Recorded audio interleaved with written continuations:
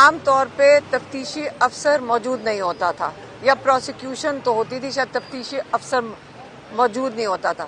کبھی وہ کہتے تھے ہائی کورٹ گیا، کبھی فائل لے کے آنا بھول گیا. تو تفتیشی افسر کی غیر موجودگی کی وجہ سے 20 مہینے سے ہمارے علاوہ کئی 100 لوگ ان کورٹس کا چکر لگا رہے ہیں، کیونکہ تب بھی ان کو پتا تھا کہ یہ سارے لوگ بے گناہ ہیں، اور آج بھی ان کو پتا تھا. میرے خیال میں 20 مہینے گزارنے کی اللہ تعالیٰ اس کو ہمارا صدقہ قبول کرے. ہم جتنے لوگ یہاں پہ آئے ہیں، جنہوں نے اپنے پیسے خرچے ہیں، دور دور شہروں سے آئے ہیں، اللہ تعالیٰ اس کو اپنے صدقے میں قبول کرے، کیونکہ یہ سراسر نظام کی زیادتی تھی لوگوں کے اوپر. لیکن کوئی بات نہیں، ہم نے بڑا کچھ سیکھا اتنی عرصے میں. ہم نے اپنے نظام کے بارے میں سیکھا، اور آج جس چیز کی ابھی کوئی مبارکی دے رہا تھا کہ آپ 9 مئی میں درکار نہیں ہیں. پہلے دن اگر تفتیشی افسر آ جاتا اس کو پتہ چل جاتا کہ ہمیں پہلے دن بھی ہم درکار نہ ہوتے. تو یہ نظام کو ٹھیک کرنے کی اشد ضرورت ہے. ہم سب کو یہ سمجھ آ رہی ہے، ہم جب اس میں سے گزرے ہیں تو ہمیں بہت اچھی طرح سمجھ آ گئی ہے کہ ہمیں اس نظام کے اوپر بہت محنت کرنے کی ضرورت ہے. اللہ نہ کرے کہ کوئی اور آئندہ کے لیے اور اگلے سالوں میں اس کا شکار ہو، اس قسم کے نظام کا شکار ہو. انہوں نے چھوڑنی تھی، وہ چھوڑ چکے. اب اس طرح سے نہیں ہے کہ کوئی اغوا کر کے اس سے پریس کانفرنس کروائی جا رہی ہو. تو آپ کو لگتا ہے کہ ابھی بھی آپ کے ساتھ یہ ہو سکتا ہے اگر آپ منظر عام پر آئے اور آپ کو پکڑ لیا گیا تو؟ میرے اوپر ایکسیپشنل ان کی محبت ہے، کیونکہ میں بولتا بھی کھل کے ہوں، اور دوسرا یہ کہ ایسے نہیں ہے کہ یہ پیٹرن ابھی نہیں ہے. میں بہت سارے اپنے رہنماؤں کو جانتا ہوں جو پچھلے 3 ماہ میں ایک پرائیویٹ پریزن سے، جس کو آپ کو پتا ہے کہ وہ پرائیویٹ پریزن کون رن کرتا ہے، وہاں سے وہ رہ کے آئے ہیں 2 3 ہفتے، اور ان پہ ٹارچر بھی کیا گیا، فزیکل ٹارچر بھی کیا گیا. اور یہ کوئی زیادہ پرانی بات نہیں ہے، 2 مہینے پہلے پرانی بات ہے. تو ابھی بھی وہ کوشش کر رہے ہیں. یہ بات آپ کی بالکل درست ہے کہ ہم نے ایک بہت لمبا سفر طے کیا ہے، اس میں بہت زیادہ لوگوں کی قربانیاں بھی شامل ہیں، جس کی وجہ سے حالات قدرے اب بہتر ہوئے ہیں، حالات کھلے ہیں. اسٹیبلشمنٹ نے بھی یہ ریئلائز کیا ہے کہ وہ جو ہم نے ٹیکٹکس استعمال کی تھیں وہ کام نہیں کی. یہ لوگ کھڑے ہیں ابھی تک اپنے لیڈر کے ساتھ، اور پوری قوم اس لیڈر کے ساتھ کھڑی ہے. لیکن ہیونگ سیڈ دیٹ، ابھی بھی یہ لوگوں کو مسنگ کیا جاتا ہے، ان پہ ٹارچر کیا جاتا ہے، انہیں پرائیویٹ پریزن سیلز کے اندر رکھا جاتا ہے. ایک لاہور کے اندر بڑا مشہور پریزن سیل ہے، وہاں پہ چڑیا گھر کے قریب ابھی وہاں پہ اویس رکھا گیا. یونس جو آپ کے جنرل سیکرٹری ہیں لاہور کے، میرا خیال ہے وہ بھی میرا خیال وہاں سے ہی ابھی بازیاب ہوئے ہیں کافی دن بعد. اور وہ میں نے ٹویٹ کیا تھا کہ یہ وہاں پہ موجود ہیں، اور وہ مجھے ایسے پتہ لگا کہ وہاں پہ جب وہ موجود تھے تو کچھ اور لوگ ہمارے ان کو گرفتار کر کے وہاں لے کے گئے. تو اویس سے پہلے ان کو 2 3 ہفتے بعد وہاں پہ چھوڑ دیا. تو انہوں نے مجھے آ کے بتایا کہ ہم نے وہاں پہ اویس یونس کو بھی دیکھا. تو تب میں نے پھر یہ ٹویٹ کیا کہ وہ وہاں پہ موجود ہیں. تو ابھی بھی یہ بہرحال یہ ایسے نہیں ہے کہ یہ چیز بالکل انہوں نے ڈسکارڈ کر دی ہے، یہ چیز ابھی بھی موجود ہے.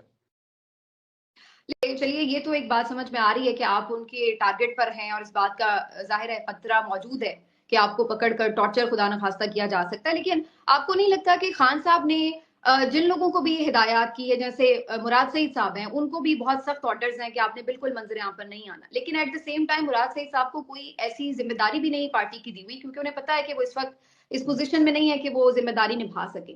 لیکن آپ کے پاس پنجاب کا جو کہ بہت سب سے بڑا صوبہ ہے، مین آپ اس کے پریزیڈنٹ بھی ہیں، اور اس کے ساتھ پھر آپ روپوش بھی ہے. تو آپ کو لگتا ہے کہ یہ دونوں چیزیں ساتھ ہونا، یعنی روپوشی بھی ہونا اور پریزیڈنٹ بھی ہونا پنجاب کا، اس سے پارٹی کو پنجاب میں بہت نقصان پہنچ رہا ہے؟ دیکھیں، ویسے تو پارٹی کے تمام لوگوں کو یہ چیز موجود ہے، معلوم ہے، اور یہ پیچھے کر کے سوشل میڈیا پر بھی ہم نے اس کو وائرل کیا تھا جب یہ ڈیولپمنٹس ہوئی تھیں. لیکن میں حیران ہوں کہ ابھی بھی کافی لوگوں کو یہ معلوم نہیں ہے کہ یہ پنجاب کی جو عہدہ ہے یہ سیریمونیل رہ چکا ہے، کیونکہ آج سے 8-10 ماہ پہلے تمام اختیارات جو ہیں تنظیمی، موبلائزیشن کے، ایون مانیٹرنگ کے، وہ تمام کے تمام ریجنز کو، یعنی ہمارے 4 ریجنز ہیں، ساؤتھ، ویسٹ، نارتھ اور سینٹرل پنجاب، ان کی اپنی اپنی تنظیمیں ہیں، ان تمام کو دے دیے گئے تھے آج سے 8-10 ماہ پہلے.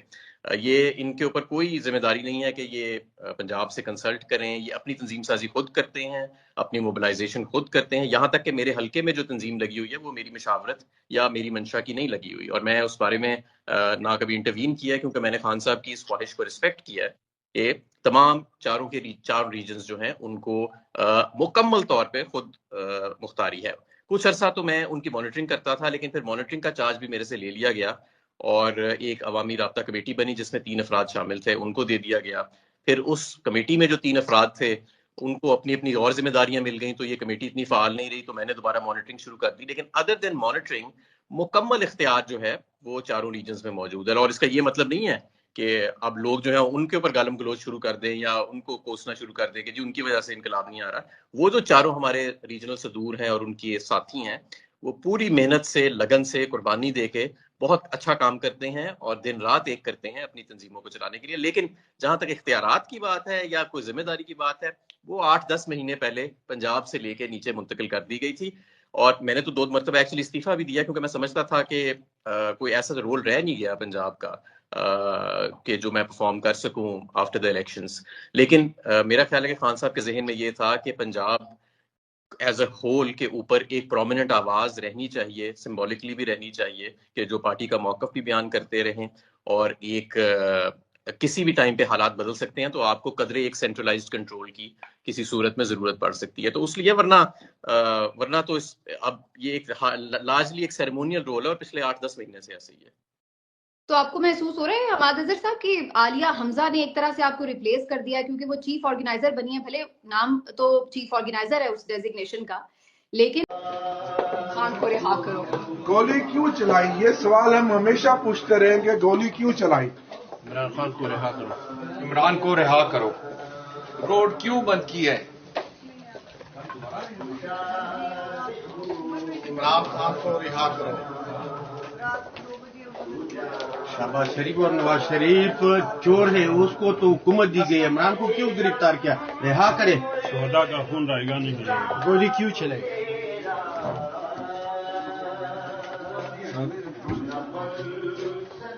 خان کو رہا کرو، خان کو رہا کرو. گولی کیوں چلائی؟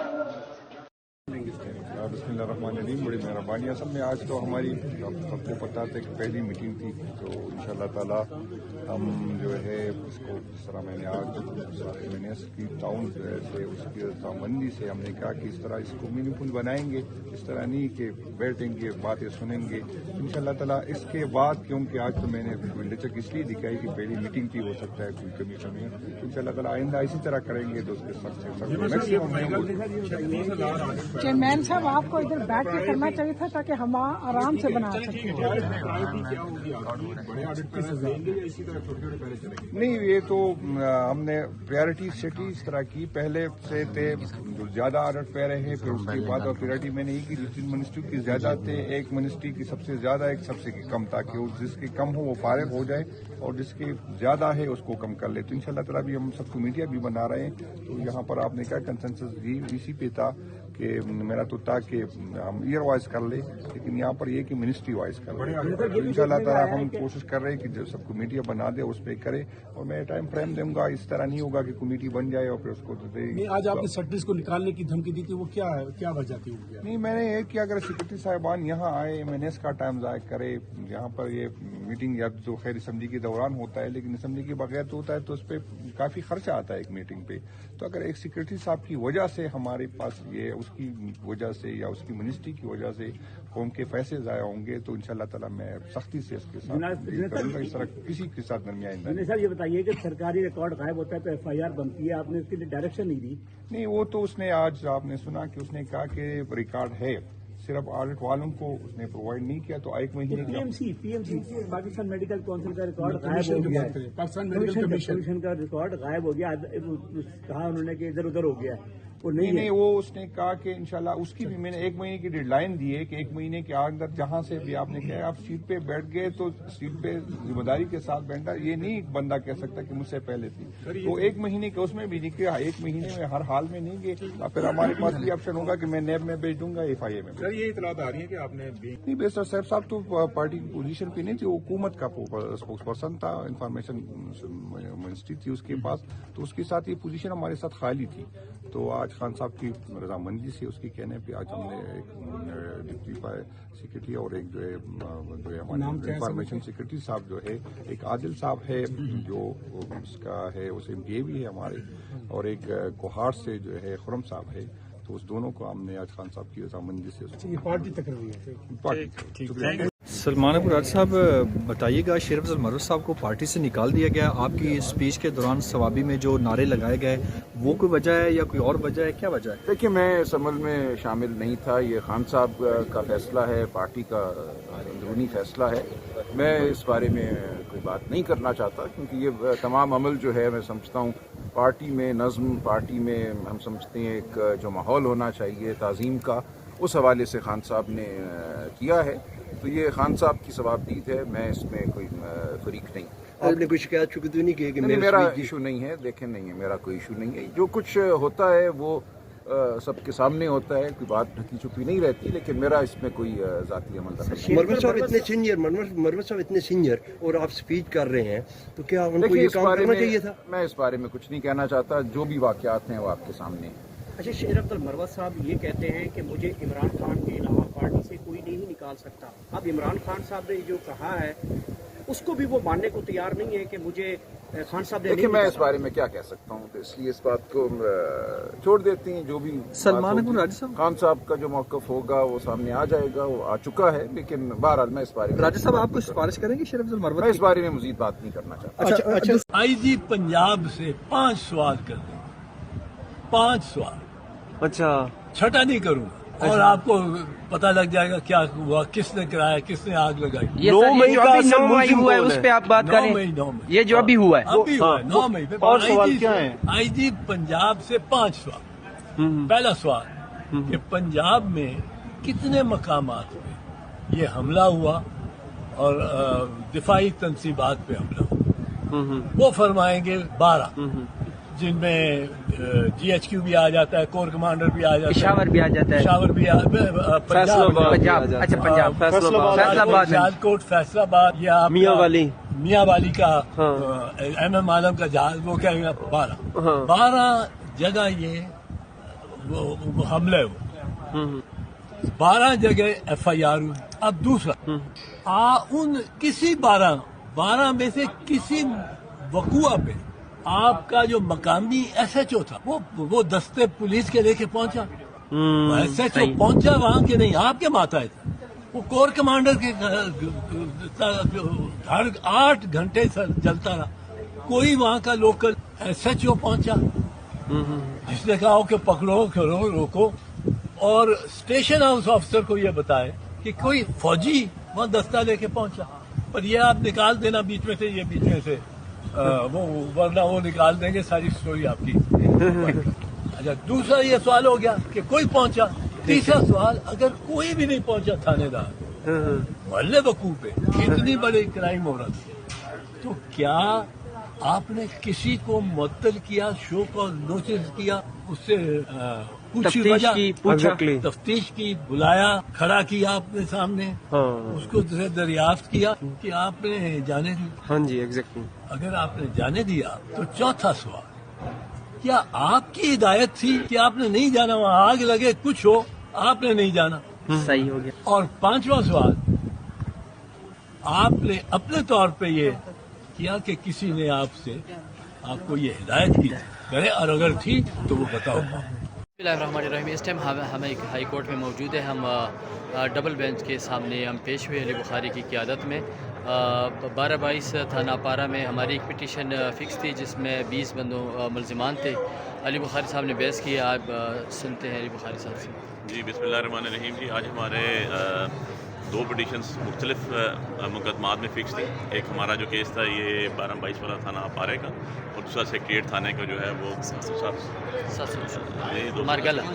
543 वाला जो है सेक्रेटरीट थाने वाला था। इन दोनों के अंदर 714 वाला भी था। جس کے اندر نوٹسز ہوئے اور اس کے اندر جو ہمارا اپارا تھانے والا کیس تھا 12/22 میں آرگومنٹس میرے ہو گئے جی کنکلوڈ. آرڈر اناؤنس کرنا تھا جبکہ اس کے اندر ایک کوئی چھوٹا سا انویسٹیگیشن کی پارٹ پہ کوئی لکونہ نکلا اور ایس پی کو جج صاحب نے طلب کر لیا. اور اس کے ساتھ جو ہے سیکریٹ والی جو ہے اس میں بھی آرگومنٹس ہمارے ہو چکے ہیں. اب دوبارہ نیکسٹ ڈیٹ کے لیے رکھا ہے انہوں نے. ایس پی انویسٹیگیشن کو بلایا اور اگر وہ نہیں آیا تو آئی جی کو طلب کیا گیا ذاتی حیثیت کے تحت. سو تینوں ایف آئی آرس کے اندر آج ہمارے آرگومنٹس جو ہیں وہ آلموسٹ کنکلوڈ ہو چکے تھے, لیکن جج صاحب نے نیکسٹ ڈیٹ ڈالی ہے اس کے اندر آئی جی اور یا ایس پی انویسٹیگیشن کو طلب کیا گیا. تو ہماری ساری کلب ہو گئی ہیں جتنی بھی بیل پٹیشن تھیں ہائی کورٹ کی, اور ہوپ فلی انشاءاللہ بہت اچھا رزلٹ آئے گا اور جلد سے جلد فائر آئے گا.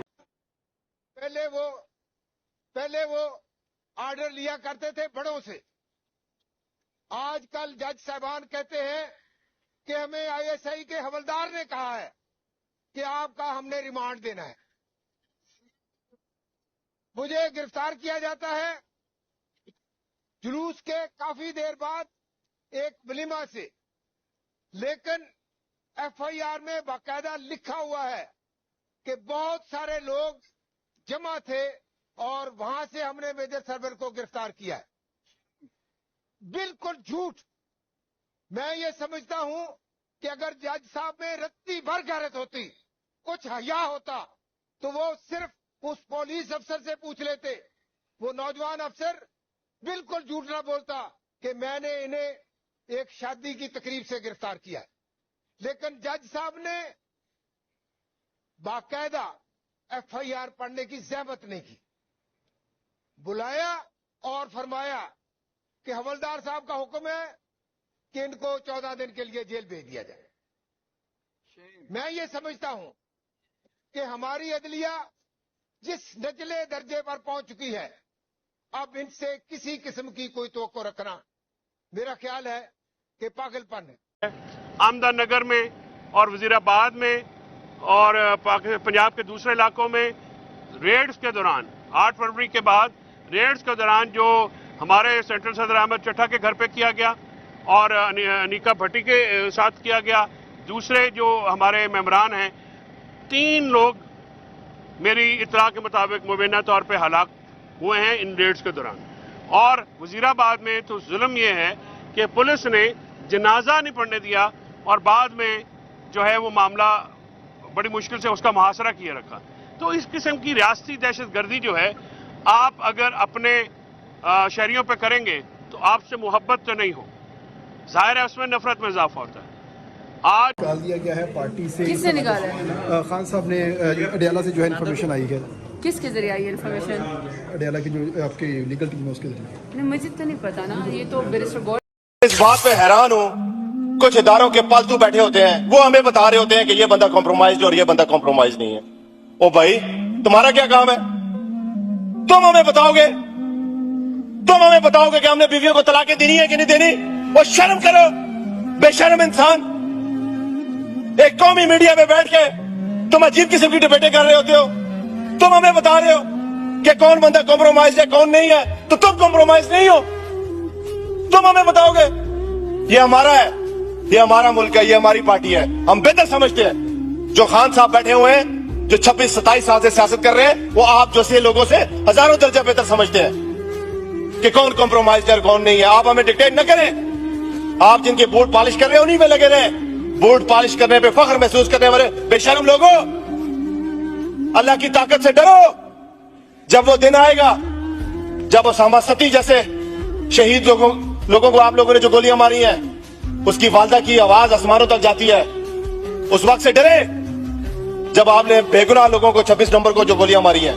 انشاءاللہ وہ وقت دور نہیں ہے میڈم اسپیکر جب ہم ان کو نشان عبرت بنتے ہوئے دیکھیں گے. مان لیں گے جنگ ہار چکے ہیں. جب لوگوں کی شادیوں اور طلاقوں تک باتیں پہنچ جائیں تو آپ سمجھ جائیں آپ جنگ ہار چکے ہیں. آپ کا مقابلہ کسی بے ایمان انسان کے ساتھ نہیں ہے. آپ کا مقابلہ ایک ایماندار بندے کے ساتھ ہے جس کا اللہ پہ یقین ہے. تم لوگ زرداری اور نواز شریف کی بھول میں ہوگے جو ڈیلے کرتا ہوگا. اس کے اندر ایمان کی طاقت ہے اور اس کے جتنے بھی یہاں پہ مجاہد کھڑے ہیں اس کے اوپر اس کو فالو کرتے ہیں اور اللہ پہ یقین کرتے ہیں. لوگ پہلے سے زیادہ تیار بیٹھے ہوئے ہیں. لوگوں نے ہم نے اپنی جانیں ہتھیلی بھی رکھنے کے لیے تیار ہیں. ہم پھرتے ہیں کیونکہ ہم سمجھتے ہیں کہ اس نوبل کاز کے لیے ہم نے نکلنا ہے. اس ملک کے لیے نکلنا ہے. ہمارا اسلام ہمیں کہتا ہے جب ظلم ہو رہا ہو تو اس کے خلاف آپ نے آواز اٹھانی ہے. ہم آواز اٹھائیں گے. ہم نے ایک نعرہ لگایا تھا آزاد بنی تھی آئی ایس ایف, آزاد رہے گی آئی ایس ایف. یہ نعرہ تھا کہ نہیں تھا؟ تھا کہ نہیں تھا؟ تو آج آزاد آئی ایس ایف اپنی لیڈرشپ سے پوچھ رہی ہے کہ آپ کو ہم نے اسمبلیوں میں ہم نے منتخب کرا کے بھیجا ہے. آپ سب مختلف حلقوں سے تعلق رکھتے ہیں, کوئی کسی شہر سے, کوئی کسی شہر سے. کیا آپ کے عوامی نمائندے نے آپ سے اس بات پہ ووٹ نہیں لیا کہ میں جب M N A M P A بنوں گا 8 فروری کو آپ مجھے ووٹ دو گے اور 9 فروری کو میں اڈیالہ جیل کی طرف جاؤں گا؟ کیا یہ کہا تھا کہ نہیں کہا تھا؟ مانگا تھا اس بات پہ ووٹ کی؟ نہیں, آواز نہیں آ رہی, شاید نہیں مانگا تھا. پھر کیا ہم نے جو آج ہمیں کہا جا رہا ہے کہ ہمارے پاس لوگوں کی ذمہ داری ہے, ہم نے کیا ذمہ داریاں دی تھی؟ صرف ایک ذمہ داری دی تھی کہ میرے لیڈر, میرے مرشد کو رہا کراؤ, چاہے کچھ بھی کرنا پڑے, عمران خان کو جیل سے باہر نکالو. اسی لیے ووٹ دیا تھا نا, اپنے کسی ذاتی کام کے لیے تو ووٹ نہیں دیا تھا. کوئی اور مقصد تھا؟ صرف یہی تھا نا کہ آپ عمران خان کو جیل سے باہر نکالیں گے. تو دیکھیں جی, 1.5 ارب روپیہ صرف لاہور کے لیے, اونلی فار لاہور. 2022 میں ہماری حکومت نے, ایک تو یہ جھوٹ بول رہے ہیں کہ یہ 30 سال بعد ہو رہا ہے. 2022 میں پاکستان تحریک انصاف نے پورے پنجاب میں ایک ہارس اینڈ کیٹل شوز کروائے تھے ڈسٹرکٹ وائز, اور اس میں 67 کروڑ روپیہ پورے پنجاب میں تقسیم کیا گیا تھا 36 ضلعوں میں انکلوڈنگ لاہور. تو آج ایک لاہور کے لیے آپ 1.5 ارب روپیہ آپ لگا رہے ہیں. تو میں یہ سمجھتا ہوں کہ یہ ثمرات ایسے ہی ہیں. اگر آپ ان کی کارکردگی دیکھیں نا جی, تو ڈیفامیشن بل سے شروع ہو کہ آپ 26th امینڈمنٹ تک آئے, انہوں نے ہر وہ کام کیا ہے جو ان کو محفوظ کرنے کے لیے اور عمران خان کو یہ روکنے کے لیے جو ان کے اندر نہیں ٹوٹ رہا. جس طرح یہ جوڈیشل کو ہوا 26th امینڈمنٹ کا, صرف اسی لیے ہوا ہے کہ عمران خان کو روکا جائے. عمران خان ان سے نہیں ٹوٹ رہا, پورے ملک کو تباہ کر رہے ہیں صرف ایک شخص کے لیے. آج کی میرے نزدیک جو سب سے بڑی خبر ہے وہ یہ ہے کہ جسٹس یحییٰ خان اس بات کا اعتراف کرتے ہیں کہ عمران خان نے جو لیٹر لکھا ہے اس میں عمران خان نے USB میں ثبوت دیے ہیں, اور ان ثبوتوں میں وہ بڑی انہوں نے کہا کہ اس میں سنجیدہ چیزیں. اس کا مطلب یہ ہے کہ وہ اس بات کا اعتراف کر رہے ہیں کہ عمران خان نے گولی چلنے کے جو ثبوت فراہم کیے ہیں ان میں دم خم ہے. کیوں؟ کیونکہ لیٹر میں نے تو پورا پڑھا ہے عمران خان کا, اس کے ساتھ جو انیکسچر ہیں, جو ثبوت ہیں وہ بھی دیکھیں. عمران خان نے اور تو کوئی ثبوت نہیں لگائے, باقی تو پچھلے واقعات کا تو ذکر کیا ہے کہ قاضی گھٹیا انسان نے کیا کیا, عدلیہ کا کیا شرمناک کردار تھا, عدالتیں کیسے سہولتکار بنی, الیکشن کمیشن نے کیا کیا, امین الدین خان وغیرہ اب تک کیا کر رہے ہیں. یہ ساری باتیں عمران خان نے ان کا حوالہ ضرور دیا ہے, لیکن ثبوت ایک ہی چیز کے عمران خان نے دیے ہیں اور لگائے ہیں, اور وہ ثبوت ہیں 26 نومبر کے گولیاں چلنے کی, لوگوں کے زخمی ہونے کی, ہسپتالوں کی, قبروں میں اتارنے کی. یہ سارے ثبوت عمران خان نے لگائے ہیں, اور آج چیف جسٹس پاکستان اس بات کا اعتراف کر رہے ہیں کہ وہ سنجیدہ چیزیں ہیں اور ان میں دم خم ہے. اس کا مطلب ہے کہ چیف جسٹس پاکستان اس بات کا اعتراف کر رہے ہیں کہ ہاں گولی چلی ہے اور عمران خان نے جو ثبوت دیے ان میں دم خم ہے. لیکن پھر انہوں نے کیا کیا؟ انہوں نے ان ثبوتوں کو اٹھا کے اس آئینی بینچ کو بھیج دیا ہے, جو آئینی بینچ کا براہ راست ٹکراؤ ہے عمران خان کے ساتھ, جو عمران خان کو کسی صورت باہر نہیں آنے دیں گے, جن کا کنفلکٹ ہے, جن کا مفاد ہے, جس ترمیم کے تحت ان کو بااختیار بنایا گیا ہے, ان کو آئینی بینچ کا ممبر نون لیگ نے بنایا ہے, حکومتی بینچ ایک بنایا ہے. اس پہ ہمارے دوست وقار ملک کی تو بڑی سخت اس کے اوپر پوزیشن ہے, اور وہ اکثر یہ کہتے ہیں کہ اس کو آپ آئینی بینچ نہ کہا کریں, اس کو آپ ملٹری بینچ کہا کریں. یہ وقار ملک صاحب کا پوائنٹ آف ویو ہے.